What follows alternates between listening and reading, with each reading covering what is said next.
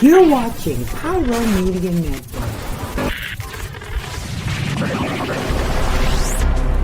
I gotta tell you something I could do.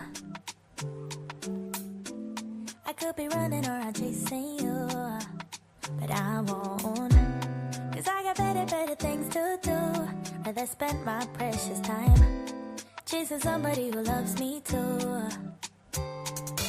If I got $1 for every time you slam the door, I would be the richest girl alive, life.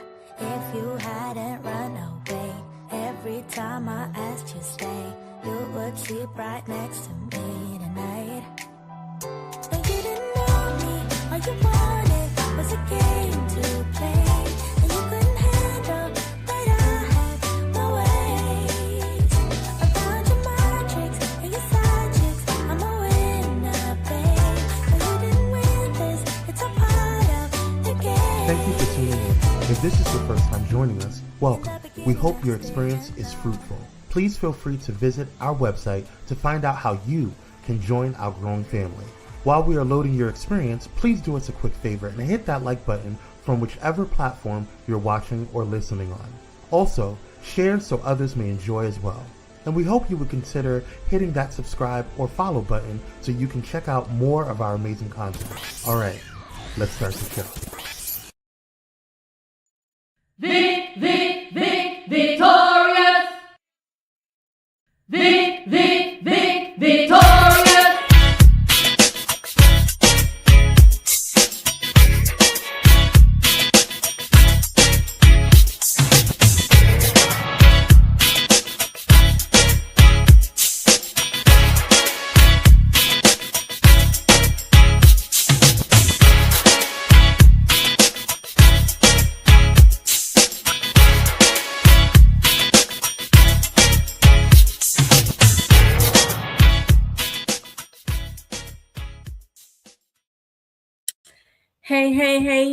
Hey.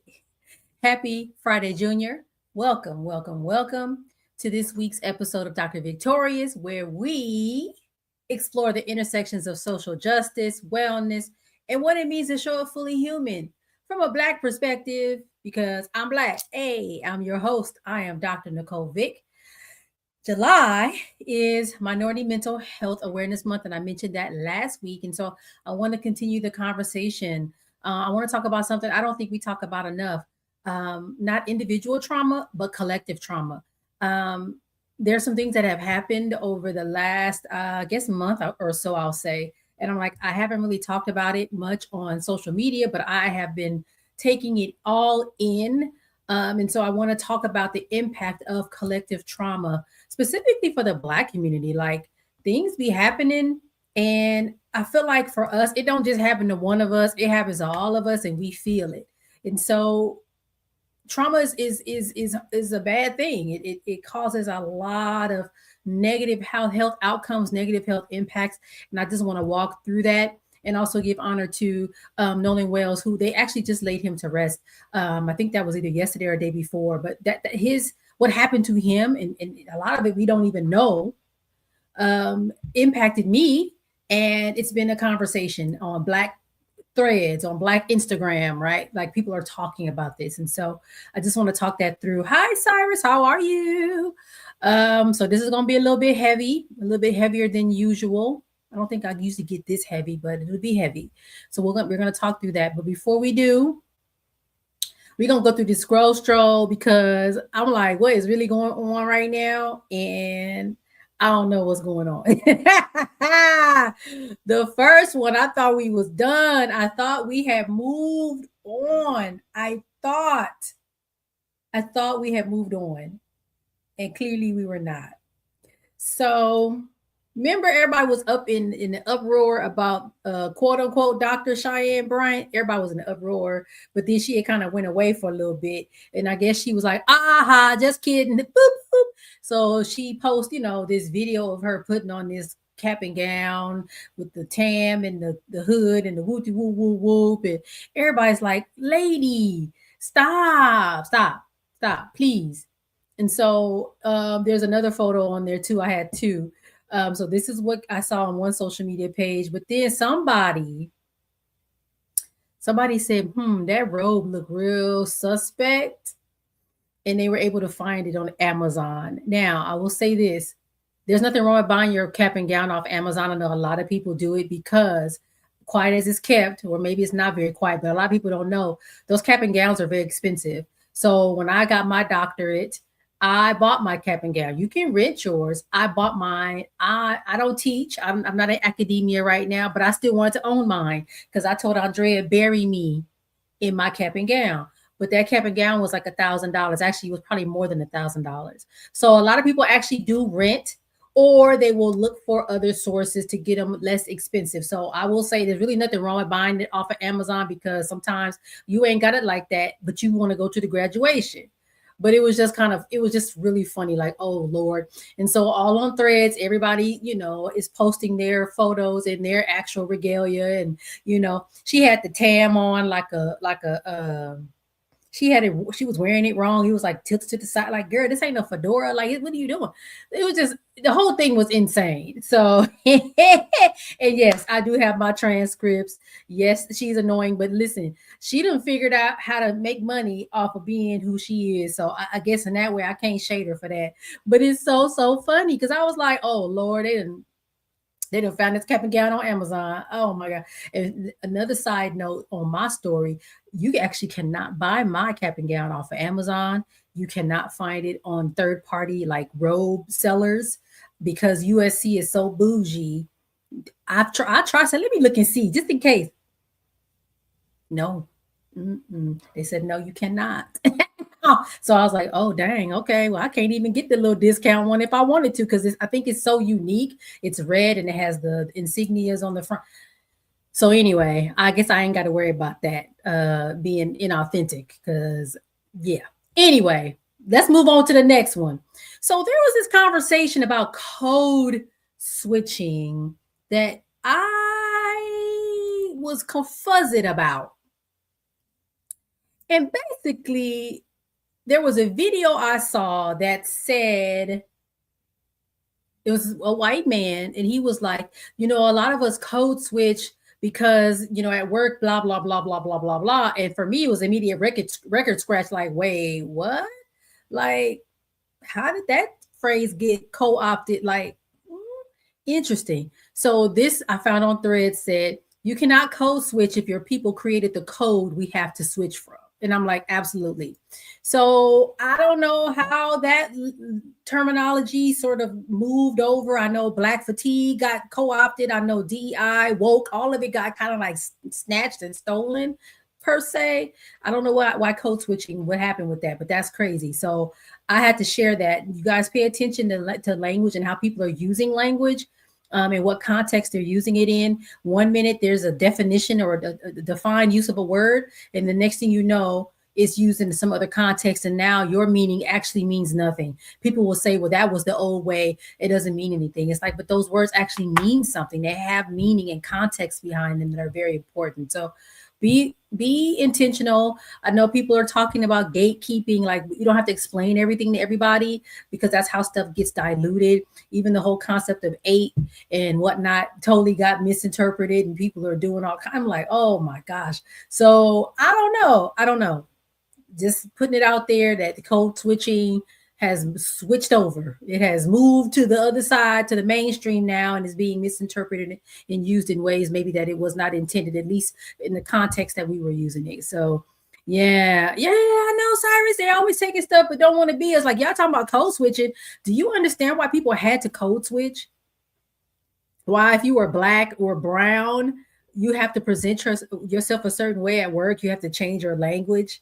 You have to switch, turn parts of yourself off. Now, don't get me started, because this is part of a conversation around organizational culture, around psychological safety, all those things. Because if you don't feel safe to bring your full self to work, guess what you do? You code switch. You're not going to speak Ebonics at work. You're going to use your work voice.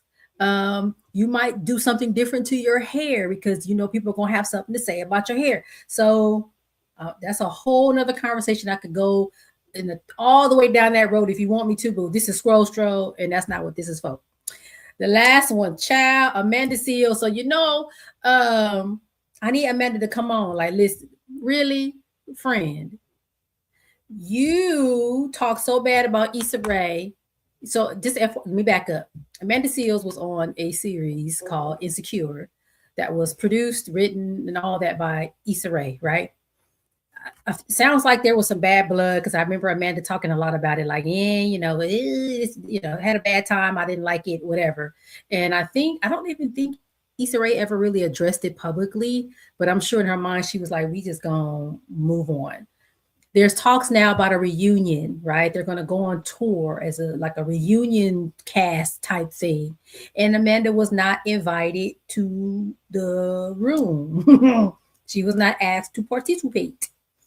And so Amanda was like, that's kind of jacked up. Like, why? Like, the public would want to see, me because of the character. And I'm not even discounting it. I mean, I don't think that that's a bad take. I actually think, I'm sure some people might be like, well, where's Amanda, But it's interesting because this particular thread says something like, you're asking to be included in something that you heavily criticized. And what's so funny? Yes, Iris, she was talking about them the whole time. Like, I don't know what she thought was going to happen. I don't know. It's crazy.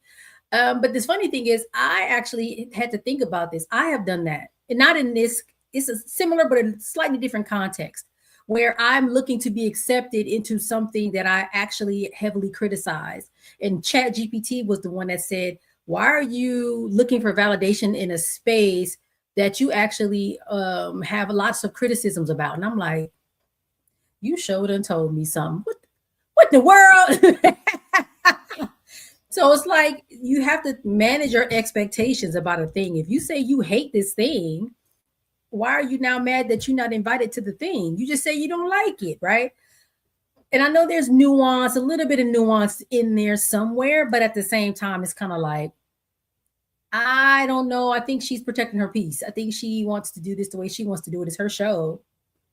I don't know. Maybe if there had been a different outcome, perhaps things would be different and she would be invited. So it's just ironic because I think Amanda can come off as very off-putting sometimes and be very sort of almost to the point where it's kind of like harsh. And so I don't know if she allowed for that nuance because maybe if there had been an opening of the door, potentially there could have been a different conversation. But I don't think that's what happened. I have one more. So honorable mention. The producer doesn't know about this one, but this one is funny to me. Child Masego. I don't know if y'all know who Masego is. He is a performer. He came out some time ago. Some of his famous songs are "Tadao," "Lady Lady." He has this trap. What does he call his music? I don't remember, but it's more like jazzy with the saxophone type thing going on. Young dude, right? And I actually am a big fan. I've seen him in concert and everything. Like, to me, he can do no wrong. But I said, he done messed up. Masego, I think, was in South Africa or he was overseas at a concert, and he's talking to the crowd and was like, yeah, thank y'all for pronouncing my name correctly. These Black folks in America my fans don't know how to say my name. So apparently the correct way to say his name is Masego. But I guess he don't know his name either because he's been calling himself Masego. We can only call you what you tell us your name is, sir. So that's not the funny part. The funny part is, Black people, we don't play about nothing. So we don't know how to say your name, Masego? We're going to call you everything but your name. Mayonnaise, Manischewitz, Miraculous. Everybody was talking about him bad and was like, I don't even know why Miraculous is over here acting like he don't know nothing. Everybody was calling him everything but his name. And it was hilarious. I mean, my daughter even had to call me, Mama, what Masego do? Because everybody mad. I had to explain to her what happened. So, and the crazy part about it is his album just came out. But I also think that was intentional to create stir and controversy so that people would listen to the album. I don't know, child, but it was funny as heck. Funny as heck. Oh my goodness. So we'll see, child. I said, I hope he apologized because I done paid for this concert on September 16th. And listen, I'm going to still go. I ain't going to lie to you. But Masego, come on. Get it together. I know you still young. I'm old enough to be your mama and everything. Please fix your face and fix your attitude, because you can't do this to your fans. Okay. Okay. All right, let's go to commercial break, and I'm going to come back and we're going to talk about collective trauma and the impacts it has on our community. See you in a bit.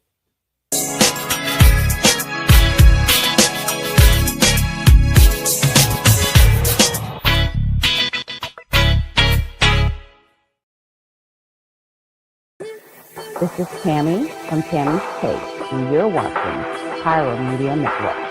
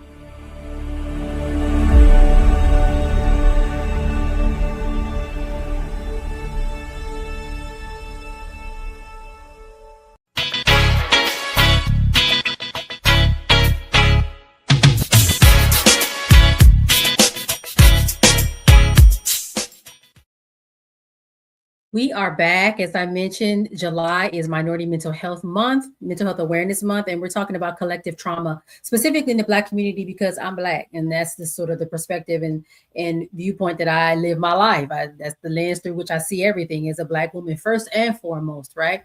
And so I just, things have been happening. I know Nolan Wells has been in the news. His story has, people are like, what is going on? And it just reminded me of this collective trauma. And I just want to ask y'all some questions, and I'll answer myself, but think about them. Have you ever noticed your mood change after another news story involving a Black person? When there's somebody is murdered, killed, harmed in some way? I know for me, it's like immediate, what is going on? Like, what is happening? And there's been so many over the years. I go back to, I remember, I can't think of her name right now, but she was at a sleepover with a group of folks and Black woman. And then next thing you know, she's not alive anymore. They found her outside, and it was like, well, what happened to her? And all of a sudden, nobody knows anything. All the deaths by, police violence, right? State violence, those things, like what is happening? So yes, I've always felt angry, exhausted, sad, or anxious over someone I've never met. Just hearing their story of trauma, or if they were harmed, like I'm angry that this happened, right? Especially if it's someone that's young. When you feel like they have a lot of life left, especially like someone like Nolan, like very young, have a lot of life left, and literally was taken away from him, and we don't quite understand why. And a lot of times these stories stay with you. They stay with us days, weeks, months. We are still thinking or talking about these things. Heck, I wasn't even born when Emmett Till was killed. I still think about what happened to him. Like those things stay with you. And they almost feel like they're kind of handed down, right? From generation to generation. We all know some of these stories, especially when they become more sort of prominent, or, and with social media, we hear about things a lot and very often. And so it's just a reminder that when we have a response or reaction to these types of things, it doesn't mean we are weak. It means we're human, that we are alive, and that we feel, and that we care. But, let's just dig into this. Collective trauma. Trauma isn't something just about, a bad thing happened. I think what has happened to us in this society, we overuse words or misuse words.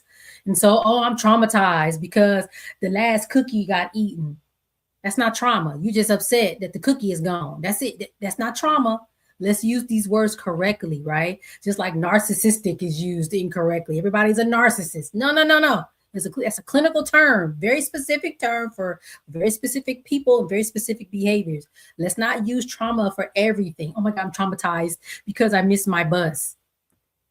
Don't do that. Trauma is our body's response when we experience or witness. You don't even have to experience it. You can just see it. Secondhand trauma, events that overwhelm our ability to cope. We cannot cope with it. It becomes overwhelming. There's individual trauma, right? Something that happens to you. Family trauma, maybe there's a death in the family, or something like a family's house burns down. That's a family trauma. Community trauma, maybe something like when I was in junior high school in 1992 and we had the civil unrest out here in Los Angeles and everybody was like, what is happening? Community trauma. And there's collective trauma, which kind of transcends and moves into a much broader sense of what community means, right? And collective trauma happens when an entire community experiences the psychological effects of violence, discrimination, disasters, or repeated threats. I think about Hurricane Katrina. That's another example of collective trauma. I was not in New Orleans. I'd never been to New Orleans, but baby, I was watching that and was like, oh, this is a lot. What is happening here where people are dying, resources are being, destroyed. People are fighting or trying to, not fighting, but trying to figure out how to move forward. The state is not responding in a way, right? People were in that stadium and it was a mess, right? So we're all watching this and we're also experiencing our own sort of trauma. Definitely not on the level of people that were there. I'm not trying to, trivialize that, but we still had a response. And some examples of this collective trauma, the enslavement of all of the people that look like me, my ancestors, Jim Crow, right? Having lived through that or learned about it and understood it for what it was. The lynchings, I know I have seen, I don't know if you have, but I've seen in my lifetime those postcards, the actual graphic postcards with people hanging from trees, right?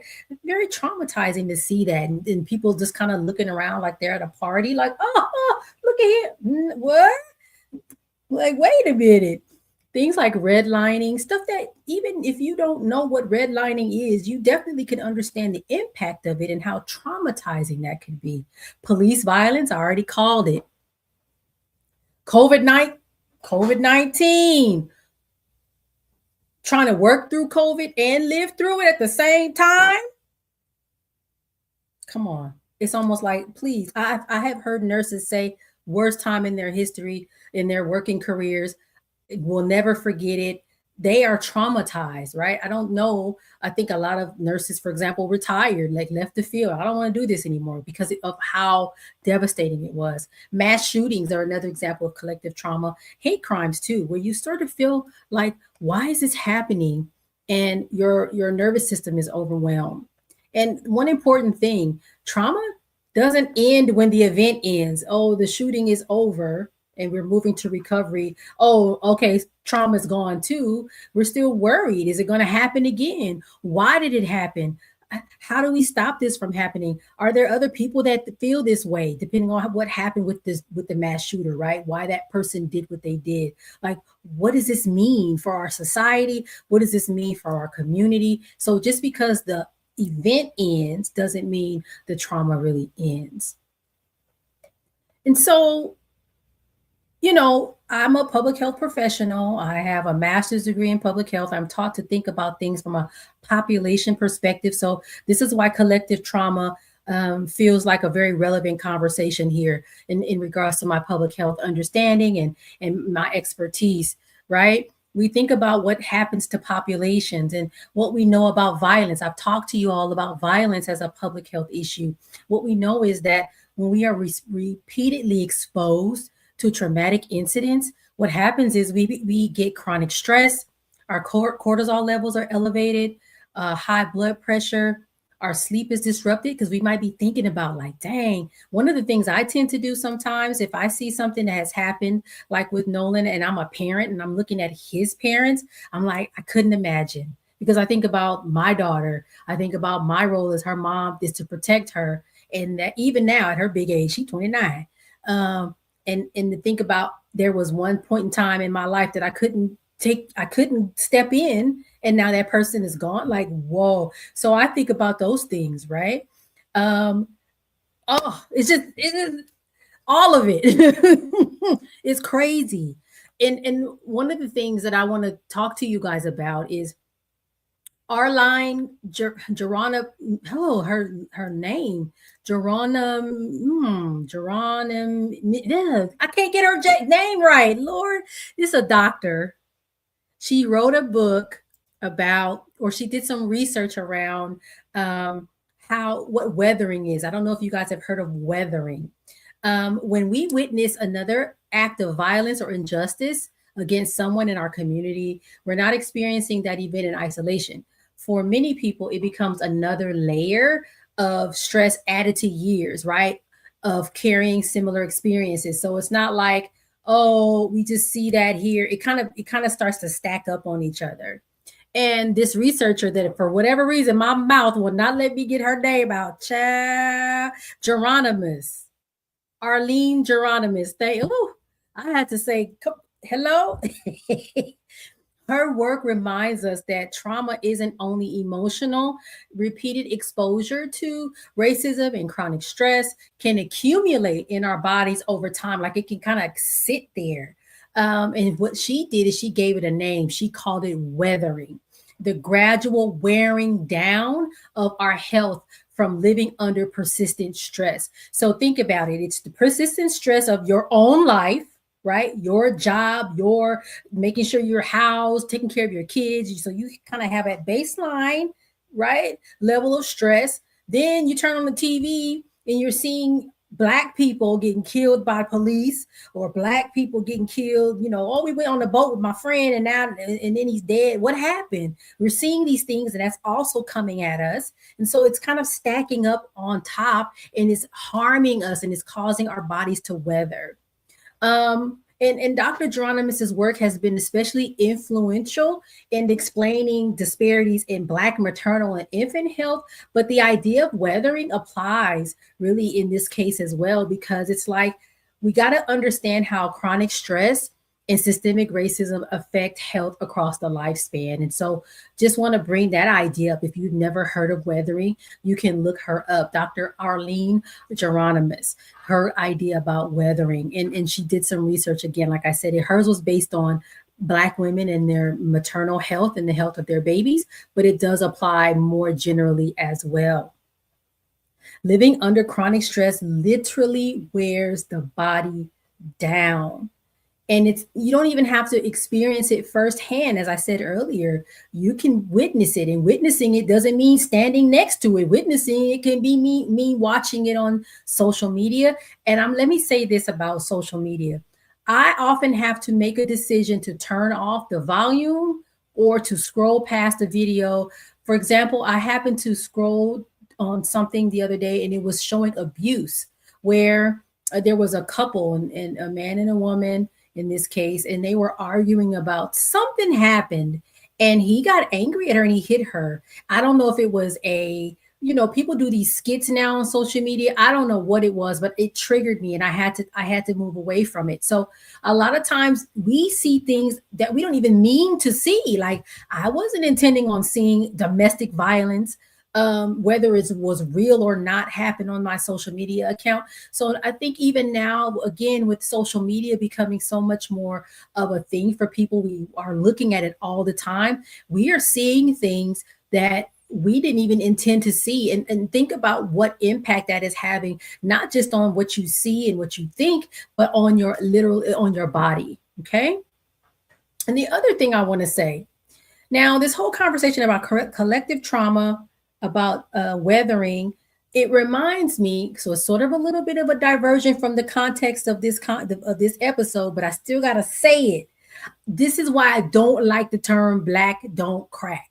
I know amongst us, it is a compliment to say, "Ooh, girl, I thought you were 75. You only 50. Black don't crack." I know we see it as a compliment, but to me, I don't know. I think it misses an important context. Maybe it's not about our skin. Our skin is not telling the whole story, because while we may not crack on the outside, many of us are weathering on the inside. Decades of chronic stress, racism, grief, collective trauma don't just affect our emotions, they can affect our bodies. And that's what, Dr. Geronimus was really talking about, and it's so important. So if you say black don't crack to me, will I be mad? No. But I feel like sometimes that is a way for us to not deal with the real issues that are going on in our body. Hey, Neil, how are you? Glad to see you joining us tonight. Talking about collective trauma. I'm sure you have some thoughts on that. Man, it's a lot. Certain headlines can really impact us differently than others, right? Like, as of the recording of this episode, the circumstances surrounding Nolan Wells' death remain under investigation. As I mentioned to you, I know I saw little bits of footage from his homegoing ceremony, his funeral. I saw his parents. I saw Al Sharpton was there. I said, all right. The attorney was there, Ben Crump. And so I'm not really going to talk about so much about what happened and speculate because I don't know. I just know something ain't right. Now that I will say, you left here, you was alive. And now nobody don't know what happened to you. So I will say that. Okay. And the question is like, why do the stories like this affect us so much as a community, Black folk? We have historical memory. We have intergenerational trauma. We have repeated exposure to these kinds of things.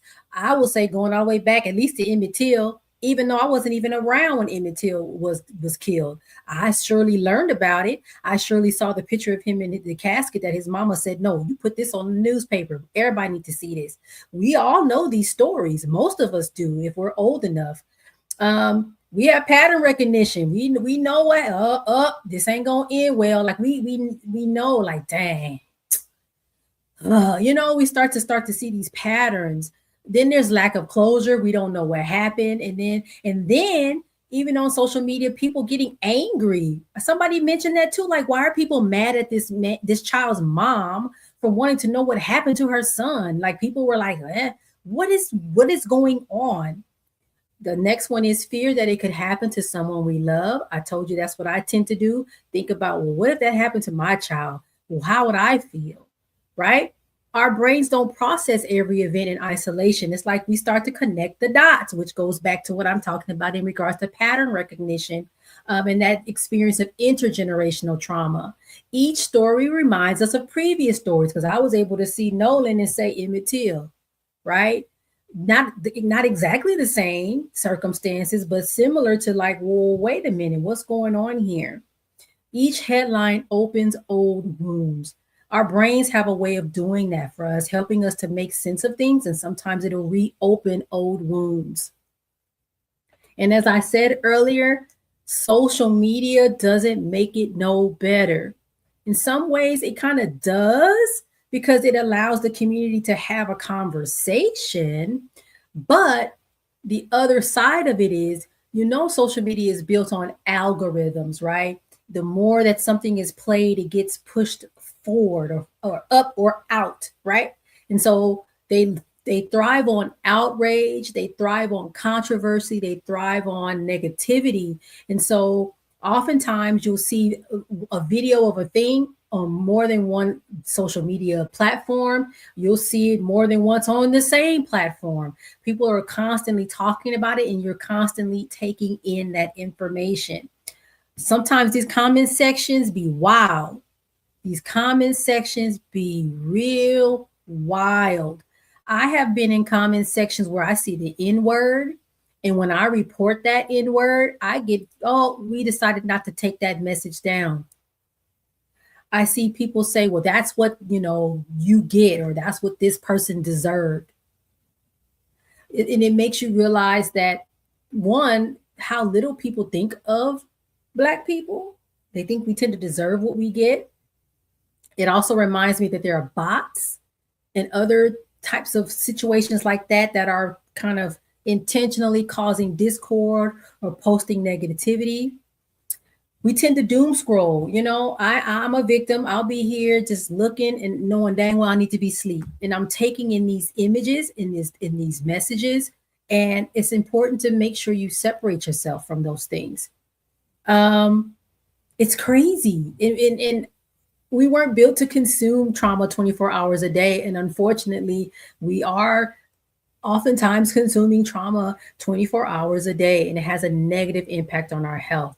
So what happens is we are wondering why we angry or numb or feel hopeless or become distracted. Sometimes we even could feel afraid. Like again, depending on what type of traumatic event it is, can it happen again? What is this problem a is there a trend to this particular issue? Yeah. Oh yeah. Oh, Twitter. Yeah, I actually deactivated my Twitter once it got bought. I was like, I think this is not a safe space. Let me get up off of here. But all this exposure on social media, we have been emotionally exhausted, difficulty sleeping, difficulty concentrating, and withdrawing socially. So either you're seeing it on social media and having these feelings, or you're watching it on the news, or somehow you're being exposed. But I feel like nowadays a lot of our news and information we get from social media. And the other part of it is sometimes it's not entirely accurate. And you're responding to, you're upset, but you're upset about something that actually, if you had done some research, you would realize it's not even accurate. But you don't know that. You're taking what you see at face value and you're responding and having a response to it. So you're actually hyping up your nervous system for no reason, but you don't know that. You're like, what? Oh my gosh, that's crazy. And having this response, or you're fighting with someone in the comments section, arguing, going back. I see that too, child, be going back and forth, be arguing down. And you might be arguing with a computer, child. You don't even know who you're talking to. You could be talking to it, but you mad. You done made yourself angry for what? So it's a really interesting thing that we're seeing. And I feel like this is one of the largest unintentional experiments social media is in the whole world. Like, what are we experiencing right now? What has this done to us collectively as a society? We got to bring on a sociologist one of these days so I can understand. Hopefully there's someone that is studying this, because this is crazy. Yeah, yes, Neil. Who writes the algorithm? Yes, that is the question. I don't know. Is it Mark Zuckerberg? Is he writing it? Who is it? Somebody, because whatever it's doing, it's got us glued to this thing. And we are on here arguing with bots, arguing with people. Some of it is helpful. We do learn a lot. We're able to galvanize and get together and move on certain things in a way that's beneficial. But a lot of times there's a lot of harm that comes out of it if you are not very careful about what you're taking in and how you're taking it in. So, good question. I don't have the answer. It's really interesting. And so this is what we're in, because I know we're actually, well, let's go to break and then I'll talk about how we can protect your mental health without disconnecting. Let's do that. Let's go to break and then we'll come back, because I done talked and ran my mouth. See you in a little bit.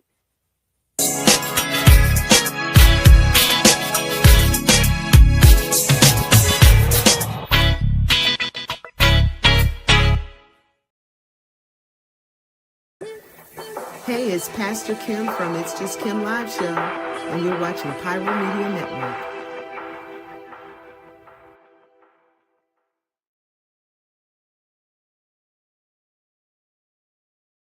The news is divided. Ground News puts it back together, with coverage from thousands of outlets around the world in one place. So you can spot sensational reporting, no matter what side of the political spectrum you're on. Beside every headline, you'll see who owns the source, how reliable it is, and if they have a political bias. Multiple perspectives side by side, giving you a well-rounded view of today's biggest stories. Visit ground.news to learn more.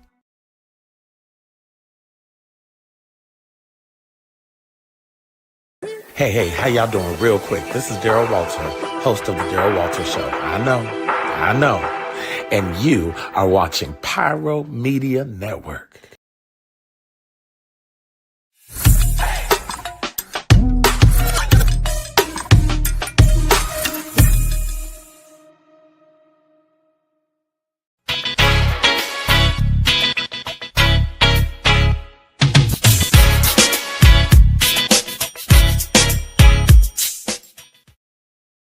All All right, we are back. I want to talk about how to protect your mental health without disconnecting entirely, especially when we're talking about collective trauma. There are things that happen in the Black community that we need to stay informed about, yes, but we also need to be mindful because there's a lot of information coming at us at one time, and we need to figure out how to sort it out because otherwise we just all up in it and it's a thing, and we don't want that. You don't need every update. You don't have to be sitting in front of the TV or the phone to see every single new thing that's happening. Give yourself grace and time to kind of process. Before you share something on social media, before you even consume something, ask, is this informing me or overwhelming me? And then all the times, if you're really honest, a lot of times this stuff is designed to overwhelm you, to get a response or reaction out of you because they want you to share it. They want you to be angry and share. What is it though first, right? The other thing is to connect with community. Like, people say, go touch grass. Like the idea is to go outside and actually talk to people, talk to real people, like have conversations, have discussions. Also a reminder for us as Black people, a lot of our healing happens collectively. So we have to be in community. And I know social media feels like a community because you're seeing people that you're seeing your friends. But if you haven't actually talked to them, it's not the same thing. So the reminder, call somebody, go see them, visit them, talk to them about what's happening and have that conversation and have the collective healing as opposed to collective trauma. Move your body. Go for a walk. I'm big on that now. I can walk now. So I go walk 3 times a week, 2 miles each time. Go for a walk. Go dance, something that can help to relieve some of that stress out of your body. Talk about your feelings. If you don't have anyone to speak to, or you feel like what you need to talk about is above and beyond your friends, there are people, professionals that can help you, manage that and talk through your feelings. But talk to people that you trust, that you love, that care about you, and you care about them. Normalize culturally responsive therapists too. Look for ones that you don't have to understand you have to explain your culture to.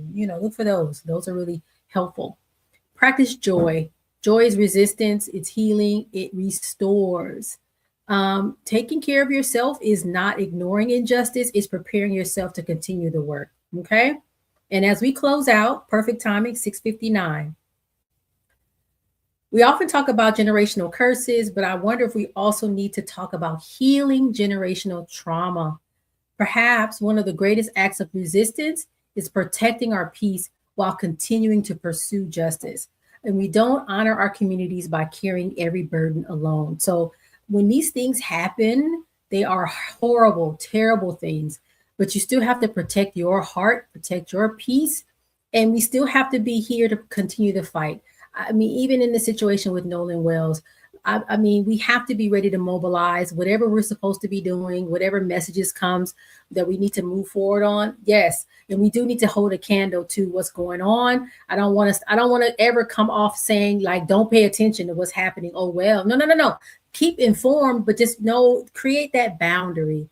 So that you're not so reactive to what you see on social media. Yes, common unity equals community. Absolutely perfect way to end this episode. Thank you all for watching. Next week, I'm going to talk about July as Disability Pride Month as we end the month, and some important things about people with disabilities that we don't maybe not know enough about or understand. But in the meantime, you can follow me on social media. I have my LinkedIn is popping. I'm on LinkedIn all the time there. I have an Instagram. Dr. VICKtorious is the professional Instagram. Nicole D. Vick is the more personal one. You also can follow me or keep up with me on my website, www.NicoleDvick.com. I have my books there. I have my podcast there. All the things are there. If you want to know more about me and how to get in touch with me, those are my books. I have 3 of them. Those are the first 2. And then the third one with Neil, who is a co-author of that book, is called Triumph in the Trenches. It's how to navigate work for Black folk, because we be needing to know. It's like the Green Book for Black working people. So if you're interested, there's a copy. You can pick up a copy from me. All right, y'all. See you next week. Disability Pride Month will be ending next week, but we're going to talk about it and give you some insight into that world as well. All right, y'all. See you next week. Bye.